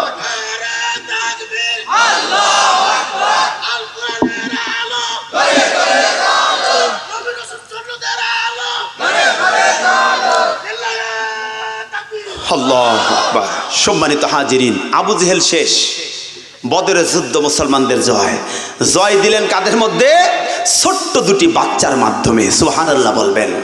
ওয়াইদা কে অর্থাৎ ইজা যুকিরাল্লাহু ওয়াজিলাত কুলুবুহুম, মহান রবের যে কোনো জিকির, যে কোনো হুকুম আপনার সামনে আসবে, সেই সময়ে সেইটাকে মানার জন্য আপনার অন্তরা আল্লাহর ভয়ে প্রকম্পিত হয়ে যাবে। সুবহানাল্লাহ।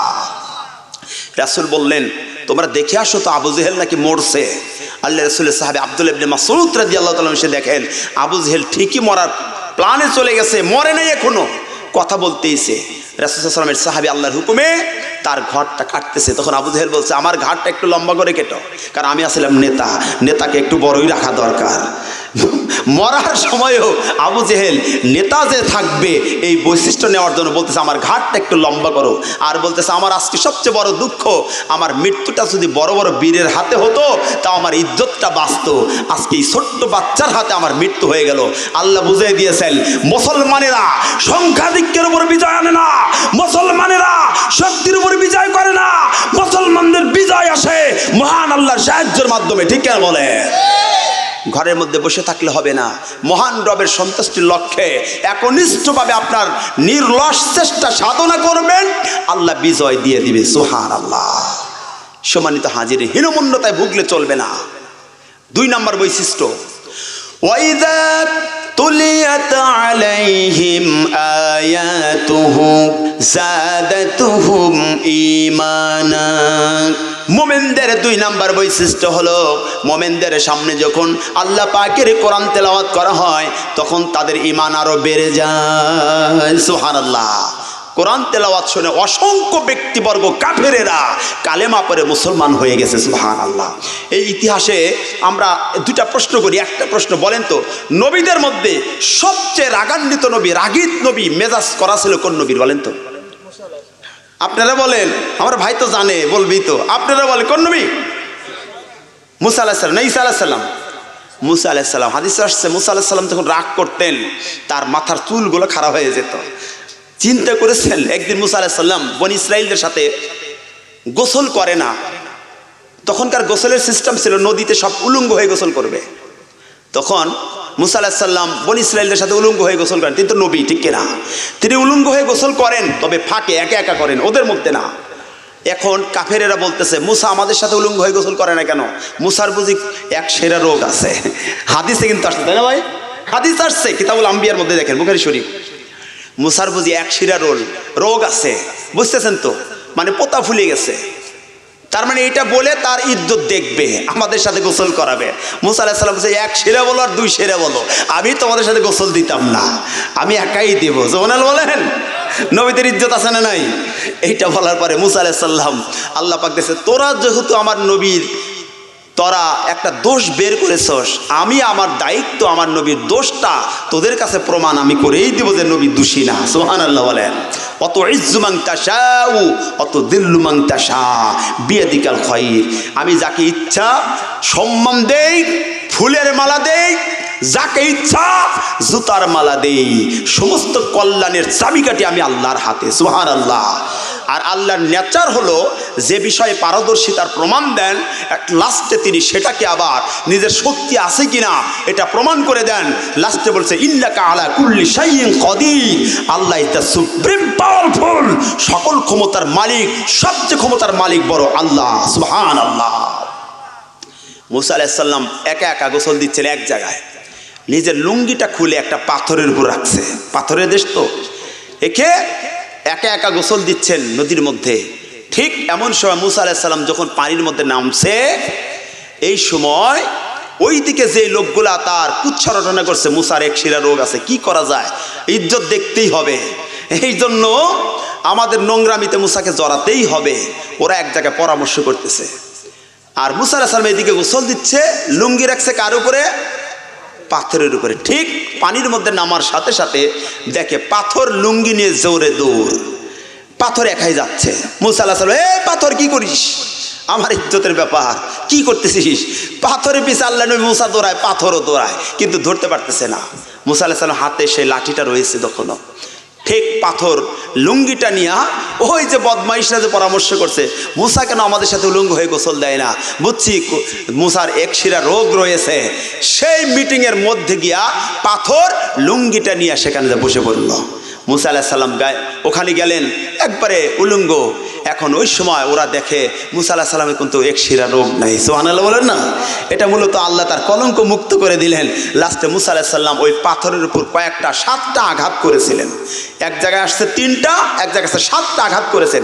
তখন পাথরের জবান খুলেছে, মুসা আমি তো আমার ইচ্ছায় তো আমি কাজ করি নাই, আমার মালিক তো আমাকে এটা করাইছেন, সুবহানাল্লাহ। তা আমি বলতেছিলাম যে সবচেয়ে রাগীব নবী, মেজাজ করা নবীর নাম কি? মুসা আলাইহিস সালাম, কালিমুল্লাহ। আল্লাহর সাথে সবচেয়ে বেশি কথা বলেছে মুসা নবী। আর 2 নম্বর সাহাবীদের মধ্যে সবচেয়ে রাগীব সাহাবীকে? হযরত ওমর। এমন যদি হতো আমার দেশের শাসক হতো, ওমরেরই মতো হতো, আবু বকরের মতো, এমন যদি হতো। ঠিক কিনা বলেন? আমার ভাইয়েরা, হযরত ওমর রাদিয়াল্লাহু তাআলা আনহু এত মেজাজ করা ছিলেন, এত হার্টেড ম্যান ছিলেন। সেই ওমর রাদিয়াল্লাহু তাআলা আনহু আল্লাহ পাকের এই কোরআনুল কারীমের তেলাওয়াত শুনে তিনি কালেমা পড়ে মুসলমান হয়েছেন, সুবহানাল্লাহ।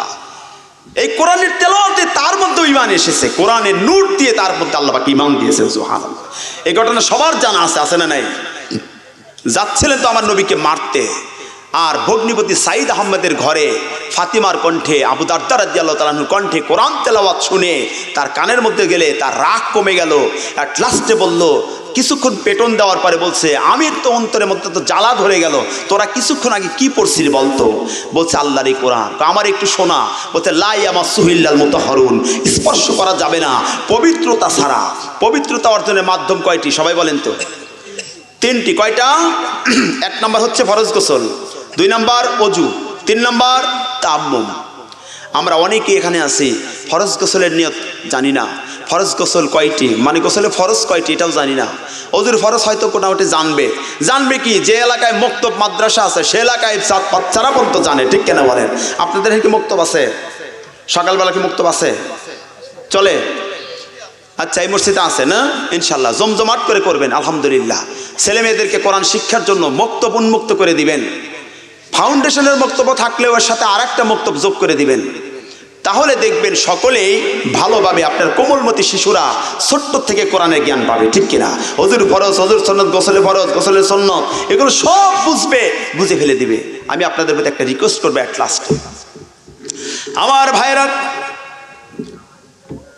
হযরত ওমর রাদিয়াল্লাহু তাআলা আনহু বললেন, তোমরা কি পড়তেছিলে কিছুক্ষণ পূর্বে? এটা শুনে আমার অন্তরের মধ্যে জ্বালা ধরেছে, তোমরা আমার একটু শোনাও। তিনি বললেন, তোমাকে স্পর্শ করতে হবে, পবিত্রতা অর্জন ছাড়া করা যাবে না। ওযু করতে হবে, গোসল করতে হবে, মতান্তরে তায়াম্মুম করতে হবে। এটা বলার পরে হযরত ওমর রাদিয়াল্লাহু তাআলা আনহু তাই করলেন। ফাতেমা বললেন, আমার ভাইয়ের অন্তরের মধ্যে নূর ঢুকেছে, আমার ভাইকে আমি কোরআন শোনাবো, আমার কণ্ঠ দিয়ে নয়, যার উপর কোরআন নাজিল হয়েছে সেই নবীজির কণ্ঠ দিয়ে শোনাবো। আল্লাহ নবী তো আবু দারদা রাদিয়াল্লাহু, কি আপনার যায়েদ ইবনে আরকামের ঝুপড়ি ঘরের মধ্যে কোরআনের দিন তাল প্রকাশ করতেছিলেন। একজন সাহাবীকে রাস্তার মুখে রেখেছিলেন, তোমরা দেখো আবু জেহেল কিংবা ওমর যেন আমাদের ক্ষতি করতে না আসে। নবীজির সাহাবী ডেকে ডেকে বললেন, নবী গো, সর্বনাশ হয়ে গেছে। কি সর্বনাশ হয়ে গেছে? দেখেন নবী গো, হযরত ওমর দেখতেছি ওমরের বোনকে ধরে ফেলেছে, ভগ্নিপতিকে ধরে ফেলেছে, সাইদ আহমদকে ধরে ফেলেছে, আবু দারদা রাদিয়াল্লাহু তাআলা আনহু কোরআনের শিক্ষককেও ধরে ফেলেছে। আমরা তো ধরার জন্য আমাদেরকে আসতেছে। নবীজি সাহাবীকে বললেন, সাহাবীরে ভয় পেও না, হযরত ওমরকে আসতে দাও। ওমরের তলোয়ারের দ্বার আল্লাহ পাক আজকে থেকে ইসলামের পক্ষে আল্লাহ ব্যবহার করবেন। সাহাবী বললেন, নবী গো, এত তাড়াতাড়ি ওমর যে পরিবর্তন হবে আমার তো মনে হচ্ছে না। আল্লাহ নবী বললেন, একটু অবশ্য অপেক্ষা করো। হযরত ওমর মানুষের মুখের দিকে তাকালে মানুষটা রাগান্বিত কিংবা রাগহীন বোঝা যায়। ঠিক কিনা বলেন? হযরত ওমর আসতেছে, নবীজির ঠিক সরাসরি গিয়া নবীজির সামনে যা বসবেন। সাহাবীরা বললেন, নবী গো, হযরত ওমর তো প্রতিদিন আল্লাহ নবীর সাথে বেয়াদবি করে, আজকে যদি ওমর যদি নবীজির সঙ্গে যদি বেয়াদবি করে, আমাদের জীবন থাকতে কিন্তু ওমরের বেয়াদবি মেনে নিব না। নবী বললেন, আসতে দাও। নবীজির সামনে যখন ওমর চলে গেলেন, আল্লাহ নবীর সামনে বসে পড়লেন। আমার নবীজি ওমরের মুখের দিকে তাকালেন। অনেকক্ষণ পর আল্লাহর নবী তাকায় দেখতেছেন ওমরের চোখ দিয়ে পানিগুলো পড়তেছে। আমার নবীজি তখন ডেকে ডেকে বললেন, ওমর তুমি কি বোঝো নাই যে আমি আল্লাহর নবী? হযরত ওমর সঙ্গে সঙ্গে হাম ছেড়ে কেন্দ্রে ফেলে তলোয়ারটা নবীজির পায়ের কাছে দিয়ে বললেন, ইয়া রাসূলুল্লাহ 26 বছরের বেয়াদবি আপনার পায়ের তলায় দিলাম, আপনি আমারে দেন। লা ইলাহা ইল্লাল্লাহু মুহাম্মাদুর রাসূলুল্লাহ সাল্লাল্লাহু আলাইহি ওয়াসাল্লাম। 26 বছর বয়সে হযরত ওমর কালেমা পড়ে মুসলমান হয়ে গেলেন। আল্লাহ বলেছে, ওয়াইদা তুলিয়াত আলাইহিম আয়াতুহু যাদাতুহুম ঈমানা। ইমানদারদের সামনে যখন কোরআন তেলাওয়াত করা হবে, তাদের কোরআনের ওয়াজ ভালো লাগবে, কোরআনের তেলাওয়াত ভালো লাগবে, কোরআনের জ্ঞান ভালো লাগবে, কোরআনের মজমাও তাদের ভালো লাগবে। সুবহানাল্লাহ। এতগুলো মানুষ এসে বসে আছেন, ইচ্ছা করলে কিন্তু গান নৃত্য করতে পারতো, ঠিক কিনা? এই মানুষগুলো কোরআনের পাগল হয়ে এখানে বসে আছে। সুবহানাল্লাহ বলেন। 2 নম্বর বৈশিষ্ট্য হলো কোরআন তেলাওয়াত শুনলে যাদের ঈমান বেড়ে যায় তারাও হলো একনিষ্ঠ মুমিন। 3 নম্বর হলো ওয়ালা রাব্বিহিম ইয়াতাওয়াক্কালুন। 3 নম্বর বৈশিষ্ট্য, ইমানদারেরা জীবনে দুঃখ বিপদ আসবে, জীবনে সব সময়ের জন্য মহান আল্লাহ পাকের উপর তারা তাওয়াক্কুল করবে। সুবহানাল্লাহ। শান্তি দেওয়ার মালিক কে? মুক্তি দেওয়ার মালিক কে? জয় দেওয়ার মালিক কে? সব কিছুর মালিক আল্লাহ। ভরসা করবেন কার উপরে? আল্লাহর উপর ভরসা করলে আল্লাহ বিজয় দিয়ে দেন। সুবহানাল্লাহ। একটা ছোট্ট একটা ঘটনা বলি। খয়বরের যুদ্ধে আল্লাহ রাসূল 15 দিন যুদ্ধ হচ্ছে, সফল আসে না। নবীজি ভারাক্রান্ত হৃদয় নিয়ে ইশার নামাজ পড়ে একটা সংক্ষিপ্ত খুতবা দিলেন। সাহাবীরা রে, আগামীকাল ফজরের পর আমি একটা ব্যক্তিকে নাম লিখে যুদ্ধের কমান্ডার বানিয়ে পাঠিয়ে দিব, আর তার মাধ্যমে খয়বরের যুদ্ধ মুসলমানদের বিজয় আসবে। সুবহানাল্লাহ বলেন। সাহাবীরা বলতেছে, ইয়া রাসূলুল্লাহ এই ব্যক্তি কে যে হবে, কি যে সৌভাগ্যবান হবে। সাহাবীরা বলতেছে, হযরত ওমর রাদিয়াল্লাহু আনহু নিজে বলছে যে আমি ওই ব্যক্তি হওয়ার জন্য সারা রাত এক চুল পরিমাণ ঘুমাই নাই, আল্লাহ রাসূল যেন আমাকে নামটা দিয়ে দেন। সুবহানাল্লাহ। সমস্ত সাহাবীরা ফজরের পূর্বে নবীজির সেই টার্গেটকৃত ব্যক্তি হওয়ার জন্য বীর সেজে সেজে নবীজির সামনে এসে হাজির হয়েছেন। তাহাজ্জুদের পূর্বে মসজিদে নববীতে জায়গা নিয়েছেন আগে আগে, নবী যেন আমার নামটা লিস্টে আগে তুলে দিয়ে দেন। হযরত ওমর বললেন, হযরত ওমর বসলেন, অন্যান্য সমস্ত সাহাবীরা নবীজির সামনে বসে গেলেন। আমার নবীজি নামাজ শেষ করে নাম ঘোষণা করবেন। সাহাবীরা কৌতূহলী হয়ে গেল, নবীজি বুঝি কার নামটা প্রয়োগ করে। বলার পরে আমার নবীজি নামাজ শেষ করার পরে নাম ঘোষণা করবেন। ডান দিক থেকে তাকালেন, বামের দিকে তাকালেন, আবার তাকালেন, আবার তাকালেন। নবীজি সমস্ত সাহাবীদের মুখটা দেখিয়া আমার নবীজি কারোর নাম নিলেন না। নবীজি বললেন, যার নামটা আজকের যুদ্ধের ময়দানে আমি দিয়ে দিব, যার হাতে তলোয়ার দেব, যার মাধ্যমে খয়বরের যুদ্ধ মুসলমানদের বিজয় আসবে, আমার সেই সাহাবী আজ পর্যন্ত এখন পর্যন্ত মসজিদে অ্যাটেন্ড হয় নাই। সে আর কেউ নয়, আমার ছোট মেয়ের জামাতা হযরত আলী এখন পর্যন্ত মসজিদে আসে নাই। কেন? আমি আজকে আলীর নামটাই লিখে দিব, আলীর মাধ্যমে আমার আল্লাহ পাক খয়বরের যুদ্ধ বিজয় দিবেন। সুবহানাল্লাহ। নবীর সাহাবীটিকে বললেন, ও নবী গো, আলীর নামটা দেওয়া যাবে না, আলীর তো চোখ উঠেছে, চোখ লাল হয়ে গেছে। নবী গো, আলীকে বাদ দিয়া আমার নামটা দিয়ে দেন, আলী তো তাকাইতে পারছে না। নবীজি বললেন, আলীকে নিয়ে আসো। হযরত আলীকে বাড়ি থেকে ধরে নিয়ে আসলেন। নবীজি দেখলেন আলীর চোখটা লাল টকটকে হয়েছে। রাসূল যেন কি পড়লেন, আর আলীর চোখে ফু দিয়ে দিলেন, ঝাড়া দিয়ে দিলেন। মুহূর্তের মধ্যে হযরত আলীর চোখ ভালো হয়ে গেল। আমার নবীজি একটা বাকল দিলেন, মতান্তর একটা তলোয়ার দিলেন, দিয়া বললেন, আলী রে, যুদ্ধের ময়দানে যাও, সতর্কতার সাথে তোমার মাধ্যমে আল্লাহ পাক আজকে খয়বরের যুদ্ধ বিজয় দিয়ে দিবেন। সুবহানাল্লাহ। যে ঈমান প্রয়োজনে জ্বলে ওঠে না, যে ঈমান সত্য ন্যায়ের কথা বলে না, যে ঈমান অন্তরে নেই, যে ঈমান অন্তরে নেই, মুখে ফুটায় ফাঁকা বলি, কিভাবে তারে বলো ঈমান বলি। ঠিক কেন বলেন? বিপদের সময় কাছে নাই, সুখের সময় দুধের মাছি আছে না? বাংলা গ্রামারে দেয় দেখে বলা হয় দুধের মাছে, সুসময়ের বন্ধু আছে না নাই? কষ্টের দিনে থাকে না পাশে, বিপদের দিনে থাকে না পাশে, সুখের দিনে গড়ে এসে বসে, আছে না নাই বলেন? ইমানদার হতে হবে, দুঃখে সুখে সব সময়ের জন্য থাকতে হবে। আমার ভাইয়েরা, হযরত আলী তলোয়ার নিয়ে চলে গেলেন, নবীজির কমান্ড রক্ষা করতেই হবে। যুদ্ধের ময়দানে চলে গেলেন, একটা বাঘ পার হলেন। এই যে রাস্তাটা মোড় দেখতেছেন, এরকম একটা বাঘ। হযরত আলী বাঘের মধ্যে চলে যাওয়ার সঙ্গে সঙ্গে মাথার মধ্যে একটা জ্ঞান আসলো, আমি যে বাঘে অসতর্কতার সাথে যাচ্ছি, বাঘের আড়ালেতে কোনো সৈন্য থাকতে পারে। তিনি খুব সাবধানতা অবলম্বন করে বাঘটা পারি হলেন।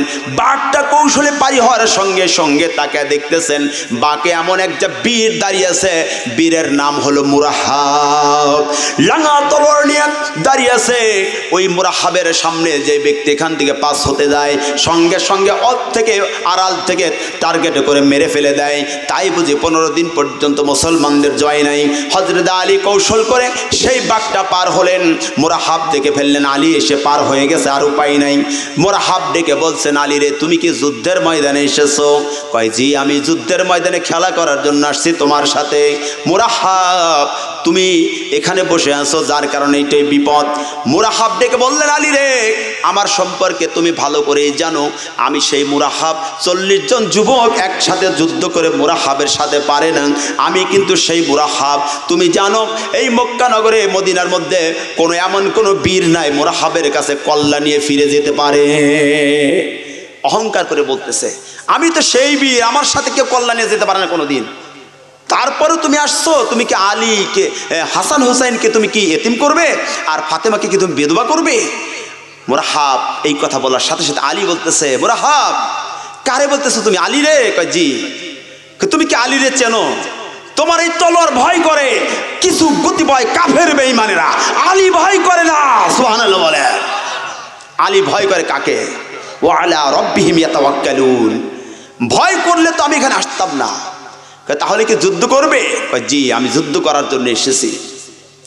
আল্লাহ নবী বললেন, নবীর সাহাবী আলী বললেন, মুরাহাব, যুদ্ধ করার জন্য আমি এসেছি, দিনের জন্য। এই কথা বলার পরে মুরাহাব বলতেছে, তাহলে আঘাত কর। বলছে, আঘাত আমি করব না, তুমি আগে আঘাত করো, নবীজির সিস্টেমে আগে আঘাত করার বিধান নাই। বলার পরে হযরতে আলী রাদিয়াল্লাহু তাআলা আনহু ঢাল তলোয়ার নিয়ে রেডি হয়েছেন প্রতিহত করার জন্য। মুরাহাব আগে আঘাত করবে। মুরাহাব খুব খুশি, আমি আগে আঘাত করব, আমার তলোয়ার তো ঠেকানোর মতো কেউ নাই, আমি প্রথম চান্সে আলীকে দুখণ্ডিত করে দিয়ে রাস্তা ক্লিয়ার করব। হযরত আলী কার উপর ভরসা করলেন? আপনারা কার উপর করবেন? চাকরি যাবেন কার কাছে? নাকি নেতার কাছে যাবেন? রেজেক কার কাছে যাবেন? আপনি কি কথা বলবেন? 4টা গাভী আছে, এবছর বিয়েছে, বাচ্চা দিয়েছে, তাই বুঝি দুধ খেয়ে বেঁচে আছে, দুধ করে বিক্রি করে বেঁচে আসি। বাসার মালিককে, মারার মালিককে বলেন তো একটু। আল্লাহ ইচ্ছা করলে গাভীর বাটের দুধ বন্ধ করতে পারেন কি পারেন না? দিতে পারেন আল্লাহ। আল্লাহ কোনো উসিলা দিয়ে আপনারে বাঁচাবেন, কোনো সময় এটা বলবেন না এটার জন্যই আমি বেঁচে আছি। বাঁচাইছেন, খাওয়াচ্ছেন আল্লাহ পাক। ওয়ামা মিন দাব্বাতিন ফিল আরদি ইল্লা আলাল্লাহি রিজকুহা। পৃথিবীতে এমন কোনো প্রাণী নাই যাদের রেজেকের মালিক, যাদের রেজেকের ব্যবস্থা আমি আল্লাহ গ্রহণ করি নাই। সুবহানাল্লাহ। সব রেজেক আমি আল্লাহ গোছায়া দেই। আটলান্টিক মহাসাগরের গভীরত্ব 33,000 ফিট, আর প্রশান্ত মহাসাগরের গভীরত্ব তো 36,000 ফিট। সামিউম বাসিরের ব্যাখ্যা এসেছে 36,000 পানির ফিট নিচ থেকে শৈবালের সাথে ছোট্ট একটা কীট পোকা, মাইক্রোস্কোপ যন্ত্র ছাড়া যারে দেখা যায় না, এই ছোট্ট পোকাটাও 36,000 ফিট পানির নিচ থেকে ক্ষুধার যন্ত্রণায় আমার আল্লাহকে ডাক দেন, যন্ত্রণায় পরে ডাক দেন, রোগে পরে আমার আল্লাহরে ডাক দেন। আমার আল্লাহ বলেন, আমি আরশে আজিম থেকে 36,000 ফিট পানির নিচে পোকার সমস্ত খাবারের ব্যবস্থা আমি আল্লাহ করে দেই। তিনি হচ্ছে রিজিকের মালিক। হযরত আলী বলছেন, যুদ্ধ করব, মারো তলোয়ার। মুরাহাব বলছে, আমি আগেই মারব। মুরাহাব বলেছে, আমার তীর, আমার ঢাল তো ঠেকানোর মতো, তলোয়ার তো ঠেকানোর মতো কোনো ঢাল নেই। তলোয়ার মারছে, হযরত আলী নিজের কৌশল দিয়া সঙ্গে সঙ্গে ঠেকা দিয়েছেন। সুবহানাল্লাহ বলেন। যখন ঢালটা সুন্দর করে ঠেকা দিয়েছেন, ঢাল দিয়া হযরতে আলী রাদিয়াল্লাহু তাআলা ঠেকানোর কৌশলটা দেখে মুরাহাব ভয় পেয়ে গেছে, বুঝি এখন ভেজাল আছে। আমার ঢাল, আমার তলোয়ার আলী ঢাল দিয়ে ঠেকাইছে, তার মানে আমার তলোয়ারের মধ্যে নিজের রক্তের গন্ধ পাইতেছি, ভেজাল আছে না নাই? হযরতে আলী বলছে, আলী রে বারো, তোমার কই অহংকার কই গেল? তুমি না আমারে প্রথমে শেষ করে দিবা। মুরাহাব প্রথম চান্স যখন মিস হয়েছে, একটু শক্তি কমে আসছে, ঠিক কিনা? আবার তলোয়ার মেরেছে, হযরতে আলী আবারও কৌশলের সাথে খুব সুন্দরভাবে ঠেকাই দিয়েছে, সুবহানাল্লাহ বলেন না? এরপরে আবার মেরেছে, আবার সুন্দর করে তার তলোয়ারটা ঠেকায় দিয়ে মুরাহাবকে বলছে, আলী বলছে, মুরাহাব এবার রেডি হও আলীর তলোয়ারের আঘাত সহ্য করার জন্য। সুবহানাল্লাহ। হযরত আলী তাওয়াক্কুল করবেন কার উপরে? সঙ্গে সঙ্গে আলী রাদিয়াল্লাহু তাআলা আনহু তাওয়াক্কুল করেন আল্লাহর উপরে। মুরাহাব থরথর করে কাঁপতেছে আর ঢাল নিয়ে দাঁড়িয়েছে। হযরতে আলীর হাদিসের মধ্যে আসছে, হযরতে আলী একবার আল্লাহু আকবার তাকবীর দিয়া তলোয়ার মারলেন। তলোয়ারটা মারার সঙ্গে সঙ্গে হযরতে আলীর তলোয়ারটা মুরাহাবের মাথায় লেগে পুরা শরীরের উপর থেকে দুই ফাল্টা হয়ে তলোয়ারের মুঠা পর্যন্ত মাটির মধ্যে ডেবে গেছে। কার হুকুম? ভরসা কার উপর করবেন? আল্লাহর উপরে। হযরত আলী মুরাহাবকে দ্বিখণ্ডিত করে দিলেন। মল্লযুদ্ধের মধ্যে যুদ্ধ শুরু হয়ে গেল। হযরত আলী এই বীরকে মেরে ফেলে দেওয়ার পরে যখন ঘোর যুদ্ধ শুরু হয়ে গেল, সমস্ত সাহাবীরা যুদ্ধ শুরু করলেন। হযরত আলী কাফিরদের সঙ্গে যুদ্ধ করতে করতে 7 খান তলোয়ারটা ভেঙে ফেলেছে, ঢালটাও ভেঙে গেছে। ভেঙে যাওয়ার পরে এখন ঢাল কোথায় থেকে নেবেন? কাফেরদের যে কামজ দুর্গ ছিল, কামজ দুর্গের একটা কপাট ছিল, যেই কপাটটা 40 জন যুবক ছাড়া নড়াইতে পারে না। হযরত আলী ঢাল ভেঙে যাওয়ার কারণে বাম হাত দিয়ে সেই কামজ দুর্গের কপাটটা এইভাবে ধরে উপরে উঠাই নিয়া যুদ্ধের ময়দানে যখন অগ্রসর হয়েছে, কাফের বেঈমানেরা পায়খানা করতে করতে পালায়া দৌড়। শোনা বল না? স্বাভাবিক একটা মানুষ যদি বিল্ডিং এর একটা গ্রিল যদি একা নিয়ে আসে, আপনি তো ভয় পাবেন, ঠিক কিনা? এদিকে মানুষ না দত্ত, ঠিক কেন বলেন? হযরত আলী যুদ্ধ করতে করতে এক পর্যায়ে যুদ্ধ যখন শেষ হয়ে গেল, যুদ্ধ যখন কমপ্লিট হয়ে গেল, ওই যুদ্ধের ময়দানে কামজ দুর্গের সেই ঢালটা কপাটটা ঢাল হিসাবে ব্যবহার করে যখন ফেলে দিয়ে গেলেন, যুদ্ধ ফুল শেষ হয়েছে। নবী বললেন, ও আলী রে, আমি না শুনেছি তুমি নাকি কামজ দুর্গের কপাট দিয়ে যুদ্ধ করেছো ঢাল হিসাবে, আমি কি এটা কি ভুল শুনেছি নাকি? আল্লাহ নবীর সাহাবী আলী বললেন, নবী গো, বিশ্বাস যদি না করেন আজকে আমি আপনারে দেখাবো। সুবহানাল্লাহ বলেন। আসেন আপনারা আমি দেখাবো। হযরত আলী নবীকে নিয়ে আসছেন। আমার নবীকে অবিশ্বাস করে আসছেন নাকি বলেন তো? যুদ্ধের ময়দানে মানুষ যখন আল্লাহ পাকের উপর একনিষ্ঠ ভরসা করে, আল্লাহর উপর তাওয়াক্কুল করে, আল্লাহর উপর একনিষ্ঠভাবে তাওয়াক্কুল করে যখন কাজের মধ্যে হাত দেয়, আল্লাহ রাব্বুল আলামিন তাকে বরকত দিয়ে দেন। নবীজি আসছেন যুদ্ধের ময়দানে। হযরত আলীকে বললেন, এবার দেখাও তো তলোয়ার দিয়ে ঢালটা দিয়ে একটু দেখাও তো। যুদ্ধের ময়দানে হযরত আলী আগের দিনের মতো বাম হাত দিয়ে ঢালটা ধরছেন, ওই কপাটটা ধরছেন যেটা 40 জন যুবক তুলতে পারে না। হযরত আলী বাম হাত দিয়ে ধরেছেন, এক চুল পরিমাণ নড়াইতে পারে নাই, এক চুল পরিমাণ নড়াইতে পারে নাই। তখন লজ্জায় তিনি ডান হাত দিয়েও ধরেছেন, ডান হাত দিয়ে ধরেও তিনি নড়াইতে পারেন নাই। প্রত্যেকটা লোমকূপের গোড়া দিয়ে ঘাম ঝরছে কিন্তু নড়াইতে পারে না।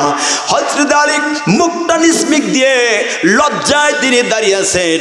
আবার নবীজি মাথায় হাত দিয়ে বললেন, আলী রে, লজ্জা করো না, তুমি যে কালকে ঢাল হিসাবে ব্যবহার করেছো আমি রাসূল অস্বীকার করতেছি না, যেই কারণে আমি দেখার জন্য আসছি তুমি যেদিন একনিষ্ঠ হয়ে মহান রবের উপর তাওয়াক্কুল করে আল্লাহর উপর একনিষ্ঠ বিশ্বাস করে যখন যুদ্ধের ময়দানে নিয়েছিলে, আল্লাহ পাক 70 জন 40 জন যুবকের শক্তি তোমার মধ্যে আল্লাহ দিয়েছিলেন।